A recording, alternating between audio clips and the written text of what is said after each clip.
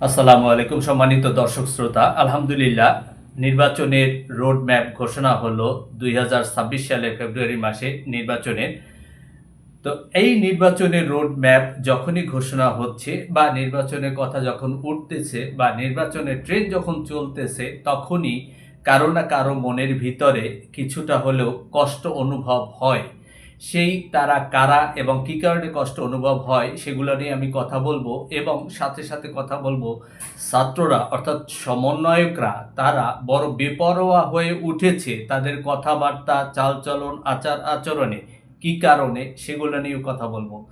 তো এখন আপনারা জানেন যে ৫২তে ছাত্ররা আন্দোলন করেছিল, বা ৬৯-এ বা ৯০-তে ছাত্ররা যে আন্দোলন করেছিল, বা পৃথিবীর বিভিন্ন দেশেই দেখা যায় যে এই যুব সমাজ বা ছাত্র যারা থাকে তারাই দেশের অবস্থার পরিবর্তন করে যখন কোনো অসঙ্গতি দেখা যায় দেশের ভিতরে। কিন্তু সেজন্য তারা কখনো দেশ থেকে বড় ধরনের কোনো কিছু আশা করা বা নেওয়া বা ক্ষমতায় বসে যাওয়া বা দেশটাকে নিজের মতো করে ব্যবহার করা এরকম এর আগে হয়েছে বলে আমরা কখনো দেখিনি। যেমন ৫২তে যারা আন্দোলন করেছিলেন এবং ৬৯-এ এবং ৯০-তে যারাই আন্দোলন করেছিলেন তারা কিন্তু ক্ষমতার মসনদে বসে নাই, বা তারা বড় ধরনের কিছু চাহিদা করে নাই দেশের কাছ থেকে যে এগুলো তাদেরকে দিতে হবে। কিন্তু বর্তমানে এই ২৪শে জুলাই আগস্টে যে সম্মুখভাগে যে ছাত্ররা ছিলেন, পিছনে তো বিএনপি, জামাত, শিবির এবং অন্যান্য সমস্ত ছাত্র সংগঠনের লোকজন ছিল, তারাই পিছন থেকে উৎসাহ করেছে এবং শক্তি জুগিয়েছে। কিন্তু সম্মুখভাবে তাদেরকে দেয়া হয়েছিল এই কারণে যা তারা চিহ্নিত ছিলেন না। চিহ্নিত যারা ছাত্রনেতা ছিলেন তাদেরকে সরকার চিনতেন, জানতেন এবং জানতেন যে এরা কোন দলের ছাত্র সংগঠন। তাই সরকার অত্যন্ত শক্তি ব্যবহার করে তাদেরকে নিষ্পেষিত করে দেওয়ার চেষ্টা করত। সেই জন্য কৌশলগত কারণে এদেরকে সামনে রেখেছিলেন রাজনৈতিক দলগুলো, যাতে তারা তাদেরকে সরকার চিনে না, জানে না, এবং তারা সরকারের দলের সাথে অর্থাৎ ছাত্রলীগের সাথেই তারা সম্পৃক্ত ছিল, যার কারণে সরকার যাতে খুব একটা সন্দেহ না করে এদেরকে নিয়ে, সেই জন্য এদেরকে কৌশলগত কারণে তাদেরকে সামনে রেখেছিলেন। এবং সামনে থাকার কারণে তারা গুলির সম্মুখে দাঁড়িয়ে এই আন্দোলন করেছিলেন, এবং যারা বেশি সাহস দেখিয়েছেন এবং দেশটাকে সত্যিকারে ভালোবেসেছেন এবং দেশটাকে মুক্ত করতে চেয়েছেন তারা অবশ্যই গুলিতে নিহত হয়েছেন এবং অনেকে আহত হয়েছেন। কিন্তু বর্তমান সমন্বয়ক যারা তারা যে এই সম্মুখভাগে তারাও ছিলেন, কিন্তু তারা যেভাবে যে যতটা সুবিধা রাষ্ট্রের কাছ থেকে নিয়েছেন গোপনে বা প্রকাশ্যে, তা এর আগের কোনো ছাত্র সংগঠন বা কোনো ছাত্র আন্দোলনকারী সংগঠন কেউ এতটা নেয় নেই।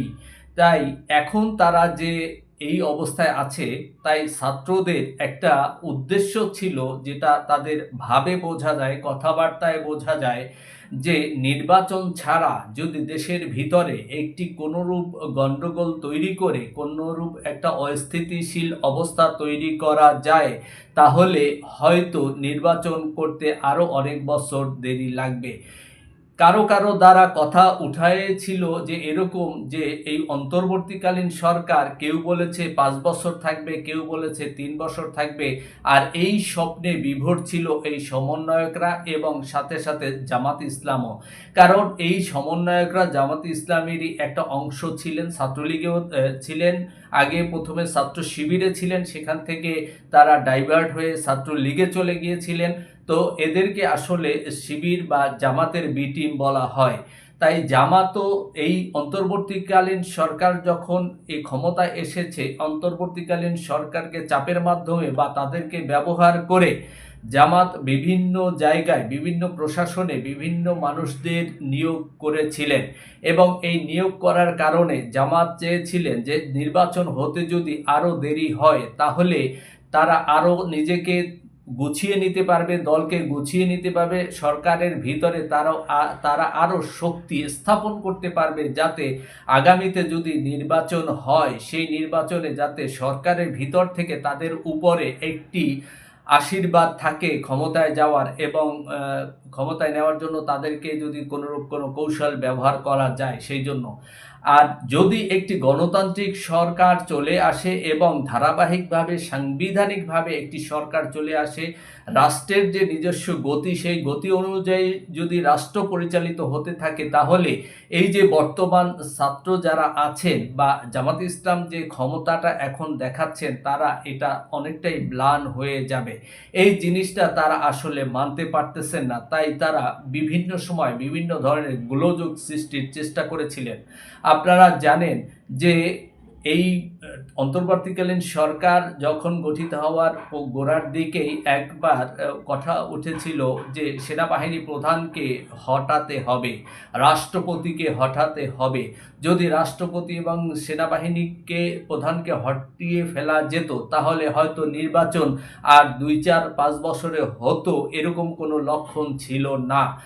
তাহলে আর নির্বাচন না দিয়েই তারা ক্ষমতায় টিকে যেতে পারতেন, শুধু মব সন্ত্রাস করে টিকে যেতে পারতেন তারা, এবং দেশটাকে যেরকম ইচ্ছা সেরকম তারা চালিয়ে নিতে পারতেন। কিন্তু যেহেতু সেনাবাহিনীর প্রধান তিনি যথেষ্ট নিরপেক্ষতার সাথে ধৈর্য সহকারে অত্যন্ত দৃঢ়ভাবে ইস্পাত কঠিনভাবে তিনি তার অবস্থানে সুদৃঢ় রয়েছেন এবং রাষ্ট্রপতিও তার অবস্থানে রয়ে গেছেন, তাই তাদের এই আশাটা পূর্ণ হলো না।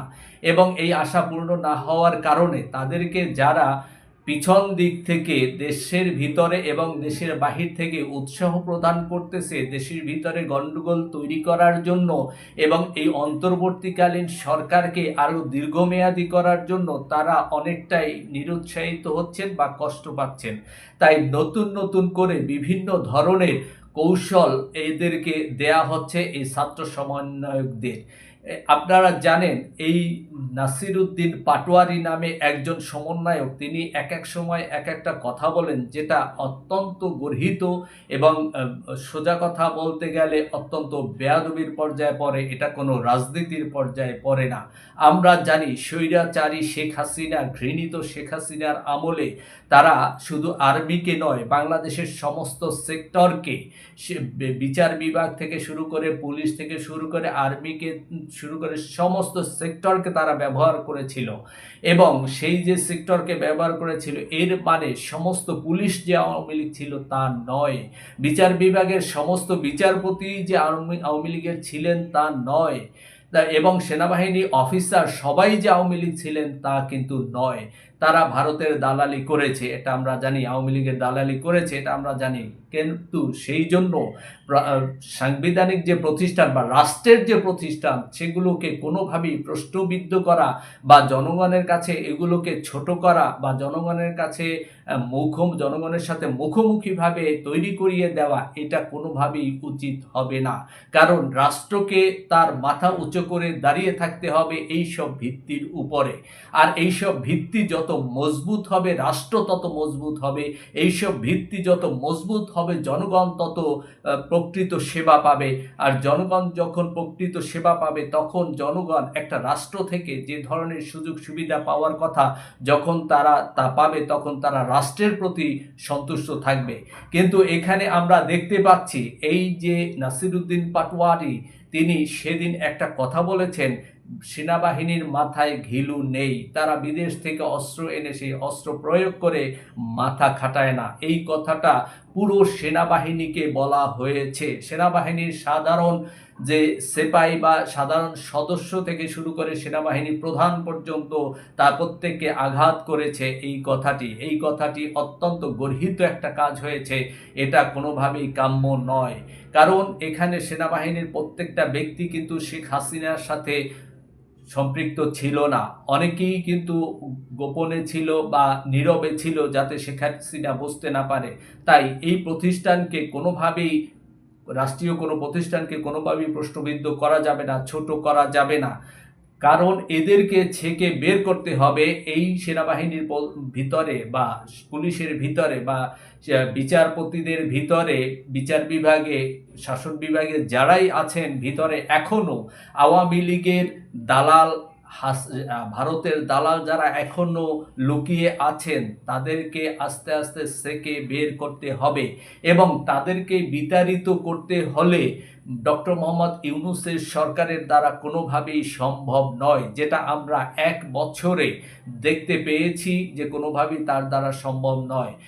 তাদেরকে যদি তাড়িয়ে দিতে হয়, বিতাড়িত করতে হয়, তাহলে একটি শক্তিশালী রাজনৈতিক দলের শক্তিশালী সরকারকে দরকার, যাতে এই শক্তিশালী দালাল যারা দেশের ভিতরে, রাষ্ট্রের ভিতরে লুকিয়ে আছে তাদেরকে বিতাড়িত করা যায়। তাই আগামী নির্বাচনে দেশের মানুষ ভেবেচিন্তে তার সিদ্ধান্ত গ্রহণ করবেন, কাকে নির্বাচিত করলে দেশ দালাল মুক্ত হবে, কাকে নির্বাচিত করলে দেশ সে শান্তি আসবে এবং কাকে নির্বাচিত করলে দেশ ভালো থাকবে, সেই অনুযায়ী দেশের মানুষ আগামীতে বিবেচনা করবেন। এই আশাবাদ ব্যক্ত রেখে আমি শেষ করছি। আল্লাহ হাফেজ। আসসালামু আলাইকুম ওয়া রাহমাতুল্লাহ।